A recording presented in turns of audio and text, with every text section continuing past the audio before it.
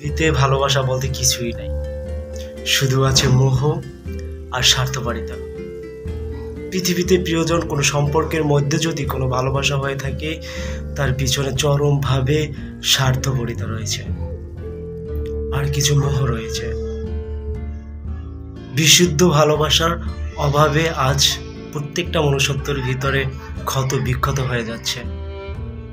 তুমি আজ শূন্য পকেটে থাকো, দেখবে যে তোমার প্রিয়জন তোমাকে তোমার অবহেলার পাত্র বানিয়ে দিয়েছে।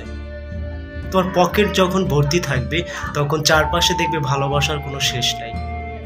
আত্মীয় স্বজন সবাই থেকে শুরু করে সবাই তোমার চারপাশে তোমাকে ভালো পাত্র হিসাবে গণ্য করবে, অনেক ভালোবাসা দেবে। যখন তোমার পকেটে শূন্য হয়ে যাবে, তখন চারপাশের বন্ধু বান্ধব এবং চারপাশের সবাই তোমাকে অবহেলার পাত্র বানিয়ে দেবে। এমনকি তোমার প্রিয়জনও তোমাকে চরমভাবে অবহেলার পাত্র বানিয়ে দেবে।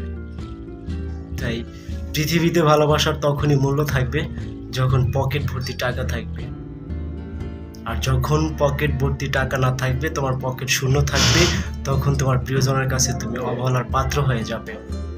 এটাই বাস্তব।